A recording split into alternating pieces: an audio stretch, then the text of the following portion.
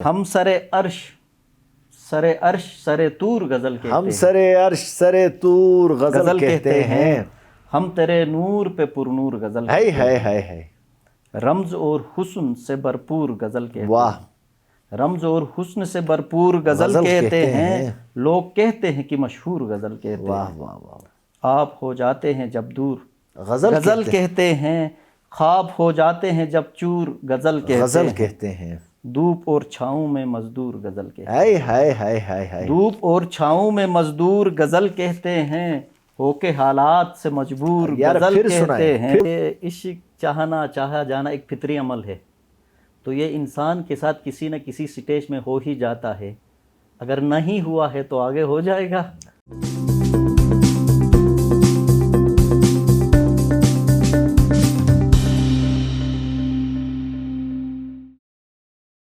بسم اللہ الرحمن الرحیم۔ پروگرام کوہ سخن کی ایک اور مسافت کے ساتھ آپ کا میزبان احسان شاہ حاضر، اور پروگرام دیکھنے والے ناظرین کی خدمت میں السلام علیکم۔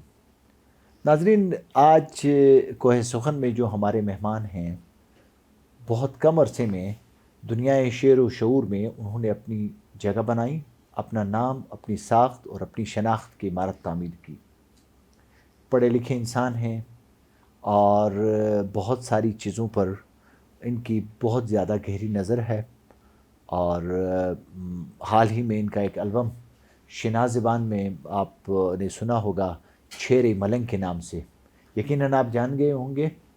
میری مراد ہے پروفیسر امجد ساغر سے۔ امجد ساغر، سب سے پہلے میں آپ کو خوش آمدید کہنا چاہوں گا۔ شکریہ احسان صاحب۔ یہ امجد ساغر بہت کم عرصے میں امجد علی سے امجد ساغر بن گیا، یہ کیسے ہوا؟ امجد علی سے امجد ساغر تک جانے کا جو سفر ہے یا مسافت ہے، شاہ صاحب 2004-05 کی بات ہے کہ ہم ابھی قراقرم یونیورسٹی میں پڑھ رہے تھے، تو اس وقت میں جو شاعری پڑھتا تھا وہ اکثر ساغر صدیقی کو میں زیادہ پڑھتا تھا۔ اچھا، شروع سے پڑھنے کا شوق آپ کو؟ شروع سے پڑھنے کا شوق تھا۔ جب میٹرک میں ہوتے تھے یا انٹر لیول پہ تھے تو اس وقت یہ ڈائجسٹ یا ناول وغیرہ زیادہ پڑھتا تھا۔ پھر یونیورسٹی میں آ گئے، پھر شاعری کی طرف رجحان ہوا تو ساغر صدیقی کو اکثر زیادہ پڑھا۔ پھر اسی نام کو پھر میں نے اپنے لیے تخلص کا انتخاب کیا، ساغر کو ایز اے تخلص میں نے امجد ساغر کو انتخاب کیا۔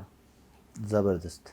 تو یہ خود سے لکھنے لکھانے کا جو سلسلہ ہے، یہ اسی زمانے سے چلا آ رہا ہے؟ جی، قراقرم انٹرنیشنل یونیورسٹی میں ہمارا جو پہلا بیچ تھا فوڈ سائنسز میں، 2004 سے ہمارا سیشن شروع ہوا تھا 8 تک، تو 2005-06 کی بات ہے۔ پھر ہم نے وہ لکھنا شروع کیا، پھر دوستوں کو دکھایا، دوستوں نے حوصلہ افزائی کی، پھر آہستہ آہستہ سینئر کے پاس لے کے گئے۔ سب سے پہلا جو کلام تھا وہ جمشید خان دکھی صاحب کو دکھایا، اس نے تصحیح کی اور پھر آگے مزید لکھنے کی اس نے ہدایت کی کہ آپ لکھتے رہیں، تو پھر اس کے بعد میں لکھتا رہا۔ زبردست۔ 2008 کو میں یہاں سے گریجویٹ ہوا قراقرم انٹرنیشنل یونیورسٹی سے، پھر 8 سے 10 میرا ایریڈ ایگریکلچر میں ایم فل میں نے داخلہ لیا فوڈ سائنسز میں، تو 8 سے 10 ادھر سیشن رہا، پھر 11 کو واپس آئے ادھر قراقرم یونیورسٹی میں، پھر ادھر تدریسی خدمات سر انجام دیتے رہے۔ تو اس کے بعد پھر میں حلقہ ارباب ذوق والوں کے ساتھ جا کے شامل ہوا، ان سے اصلاح لیتا رہا اور اب تک میں ان کے ساتھ ہی ہوں۔ زبردست۔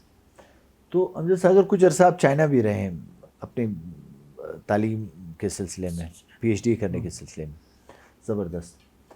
ساغر، آپ کی جو شاعری کا اگر میں ایک جائزہ لینا چاہوں، جو آپ کے مجموعی ابھی تک جو آپ کا جو میں نے کلام سنا ہے، عشق آپ کی شاعری کا ہمیں جزو لا ینفک نظر آتا ہے۔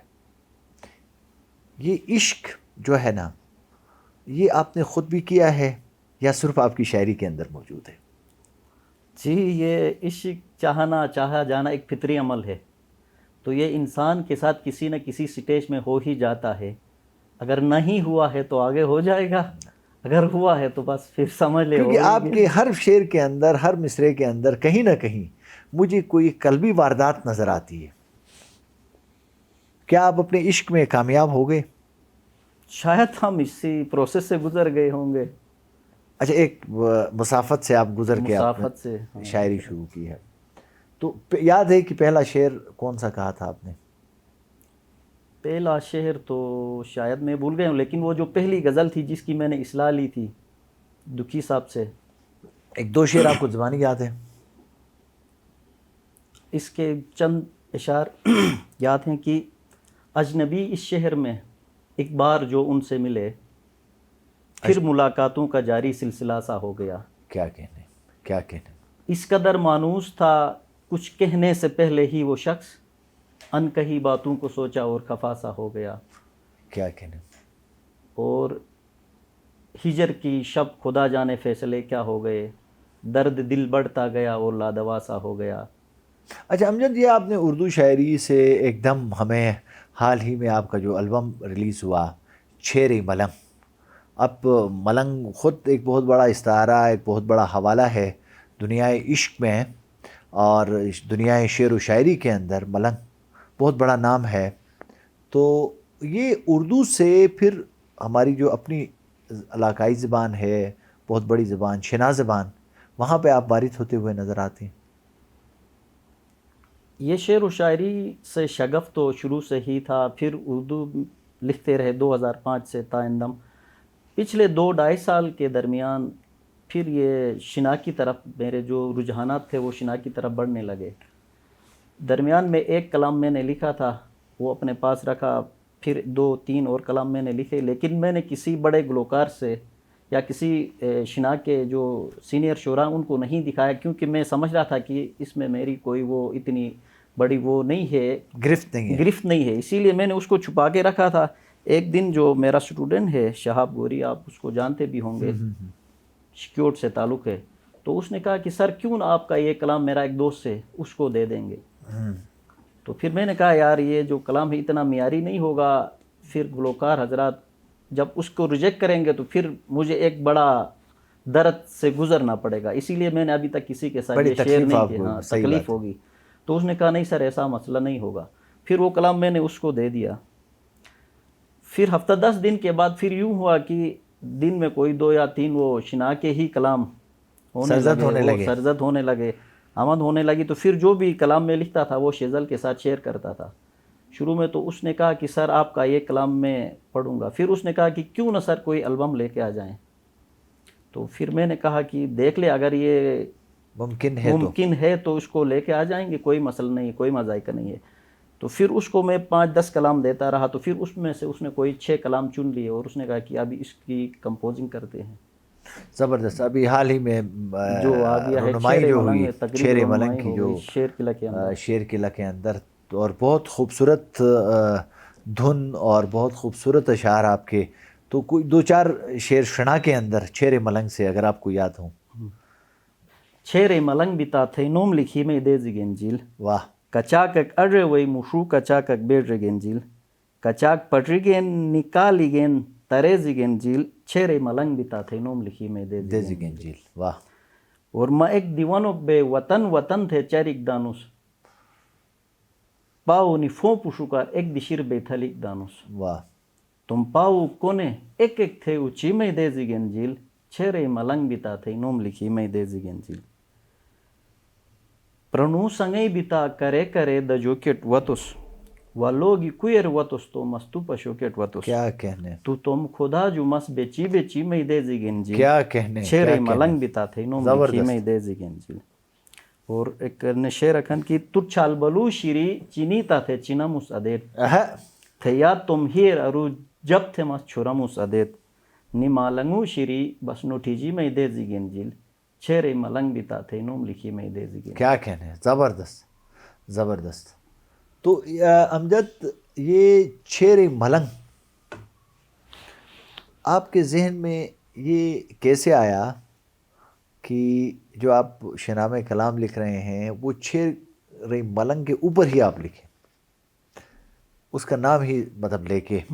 کیا آپ سمجھ رہے ہیں کہ وہ بھی عشق کا استعارہ تھا اور آپ بھی سمجھ رہے ہیں کہ عشق کا استعارہ ہے؟ شاید یہ کوئی بیٹھ کے میں نے ایک پروگرام بنا کے کوئی غزل نہیں کہی سر. یہ جو گیت یا جو گانا ہے جو میں نے لکھا ہے وہ میں نے بیٹھ کے پروگرام بنا کے، یہ بس اچانک آمد ہوئی تھی. میں نے بے ساختگی ہے. بے ساختگی تھی.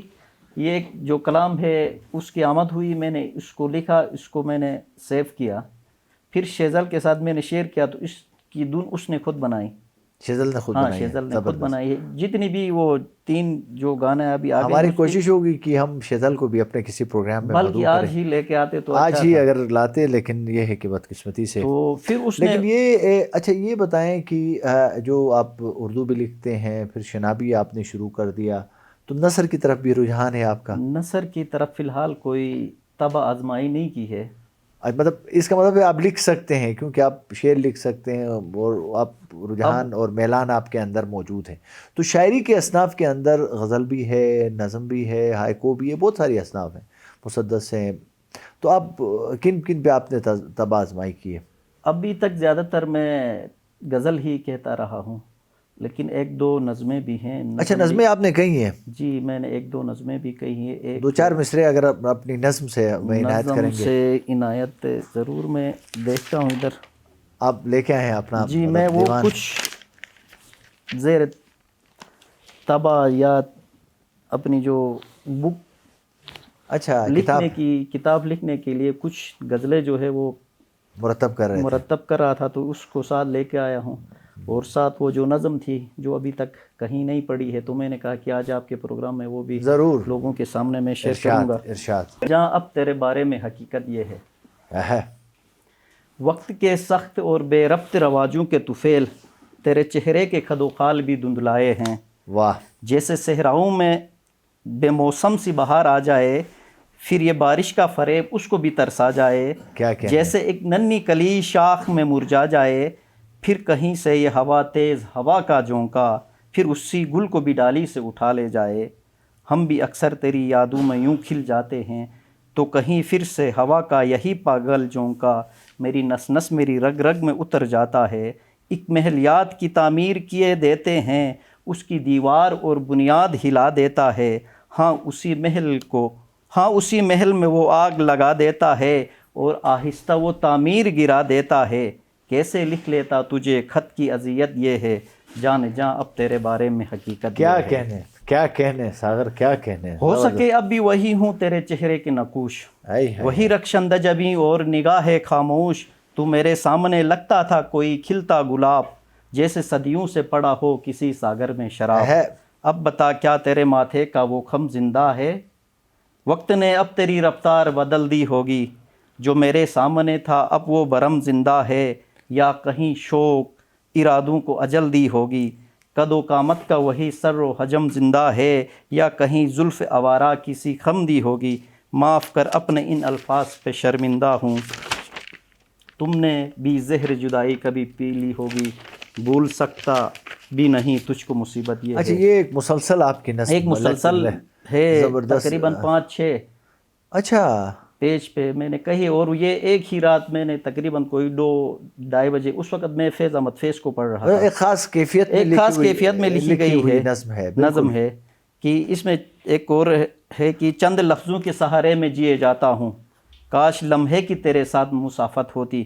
لمحے کی مسافت کیا تم نے کہنے. ایک لفظ کہا نہ یوں خط مت لکھیے، ورنہ الفاظ بھی ہوتے تو ظرافت ہوتی. تیرے الفاظ کے موتی کو پرو کر مالا، جب میں اشعار میں لاتا تو قیامت ہوتی. تم نے جاں بوجھ کے لفظوں میں کمی کی شاید، تیرے الفاظ ملے ہوتے اجازت ہوتی. میں شعر کہہ نہیں سکتا ابھی حالت یہ ہے، جانے جاں اب تیرے بارے میں حقیقت یہ ہے. کیا کہنے. تو یہ منظرنامہ گلگت بلتستان میں ادبی منظرنامے پہ امجد ساغر آپ کا نام ابھر رہا ہے، اور پوری توانائی کے ساتھ شعری حلقوں میں اور نوجوانوں کے اندر آپ ایک اپنی شناخت کی عمارت تعمیر کرتے ہوئے جا رہے ہیں. اور کیا سمجھتے ہیں کہ گلگت بلتستان کا جو نوجوان نسل کے اندر جو ادبی صلاحیتیں ہیں، کیا بحیثیت ایک معلم کے، ایک استاد کے، ایک مدرس کے، ایک پروفیسر کے، کیا آپ مطمئن ہیں؟ جی سر، یہ جو آپ آج سے اگر 5 یا 10 سال پیچھے جا رہے ہیں تو اس سے اور آج کے درمیان بھی آپ کو بہت بڑا گیپ نظر آئے گا. نئے جو نوجوان شعراء آئے ہیں، ناصر نصیر، اگر میں اس کا نام نہ لے لوں، نہیں بہت بڑا، بہت خوبصورت. اپنا حیدر عباس حیدر ہے، بالکل ہے، یا پھر جا کے عبید ثاقب ہے، فرحان عثمان ہے، نئے جتنے بھی لڑکے ہیں چاہے اپنی وہ پوری فکری توانائیوں تحریک کے ساتھ، ہاں، ہلکے جدید ارباب ذوق لہجے، گلگت ہاں، کے ہوں، جدید لب و لہجے کے لہجے میں، وہ ہمیں اور نظر امید آتے ہیں۔ ہے کہ یہ جو کام وہ کر رہے ہیں آگے مزید اچھائی کی طرف جائیں گے اور اچھا لکھیں گے۔ اچھا، ہم آپ کی کوئی غزل بھی سننا چاہیں گے کیونکہ ہمارا پروگرام کا وقت جو ہے وہ بڑا محدود ہوتا ہے، تو کوئی غزل، اور خصوصاً آپ کی ایک غزل ہمیں بہت مشاعروں میں بہت زیادہ فرمائش بھی ہوتی ہے، اور میری اپنی فرمائش بھی ہے، جو غزل لکھنے والی بات ہے، جس غزل کے اندر اور کس کے غزل کہتے کن ہیں، کن کیفیات میں غزل لکھی جاتی ہے، غزل لکھی اس جاتی کو ہے۔ آپ نے سمویا ہے اپنے غزل کے اندر، تو میں چاہوں گا کہ وہ ہمارے ایک غزل ناظرین کی خدمت میں پیش کریں۔ ایک غزل ہے کہ جو ہم نے پہلے آپ کو سنائی بھی ہے، بالکل، مشاعروں میں آپ سے بالکل سنیے۔ ہم سر عرش سر طور غزل کہتے ہم ہیں، سر عرش سر طور غزل کہتے ہیں، ہم تیرے نور پہ پر نور غزل ہے کہتے ہے ہیں، ہے ہے، رمز اور حسن سے بھرپور غزل کہتے واہ، ہیں، رمز اور حسن سے بھرپور غزل کہتے ہیں، لوگ کہتے ہیں کہ مشہور غزل کہتے واہ ہیں، واہ واہ، آپ ہو جاتے ہیں جب دور غزل غزل کہتے ہیں، خواب ہو جاتے ہیں جب چور غزل کہتے ہیں، کہتے ہیں، دھوپ اور چھاؤں میں مزدور غزل کہتے ہیں، ہائے ہائے ہائے ہائے ہائے، دھوپ اور چھاؤں میں مزدور غزل کہتے ہیں، ہو کے حالات سے مجبور یار غزل پھر سنائیں، کہتے ہیں، پھر کہیں یہ شعر، دھوپ اور چھاؤں میں کیا کہنے مزدور ساغر، غزل کہتے ہیں، ہو کے حالات سے مجبور غزل کہتے ہیں، جب کبھی عشق سے معمور غزل کہتے ہیں، جب کبھی عشق سے معمور غزل کہتے ہیں، رند کہتے ہیں کہ منصور غزل کہتے ہائے ہیں، ہائے ہائے ہائے، رند کہتے ہیں کہ منصور غزل کہتے ہیں، دل کے کچھ زخم کھرچنے سے ہوئے پھر تازہ، دل کے کچھ زخم خرچنے سے ہوئے پھر تازہ، ہم کہاں زخم کے ناسور غزل کہتے ہیں، واہ واہ واہ واہ واہ، دل کے کچھ زخم کھرچنے سے ہوئے پھر تازہ، ہم کہاں زخم کے ناسور غزل کہتے ہیں، اور وہ غزل ہو میرے ساگر کی غزل ناز کرے، مکتا ہے، وہ غزل ہو میرے ساغر کی غزل ناز کرے، واہ وعدے کھانے کا ہے دستور غزل کہتے ہیں، واہ واہ واہ واہ واہ واہ واہ۔ ہم سر عرش سر طور غزل کہتے ہیں۔ امجد مختصر بتائیں، آپ کتاب لا رہے ہیں اپنی؟ ابھی کتاب زیر طبع ہے، کوشش کر رہے ہیں کہ لائے کے آ جائیں گی کتاب۔ ہمیں امید ہے کہ آپ جتنے خوبصورت لب و لہجے کے شاعر ہیں، اور جتنی خوبصورت آپ کی اپنی شخصیت بھی ہے، اور آپ کی کتاب بھی گلگت بلتستان کے ادبی حلقوں میں چونکاتی کیفیت پیدا کرے گی۔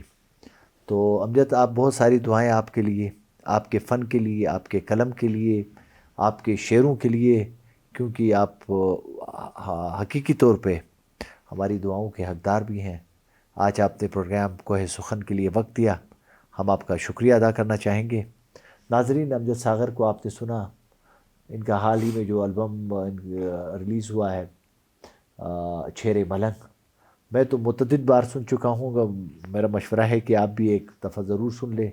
شہزل کی خوبصورت آواز، اس کی خوبصورت دھنیں، پھر خوبصورت اشعار اپنے امجد ساغر کے، تو آپ ضرور اس سے لطف اندوز ہوئیے گا۔ اس کے ساتھ ہی اپنے میزبان احسان شاہ کو اجازت دیجیے، اللہ نگہبان۔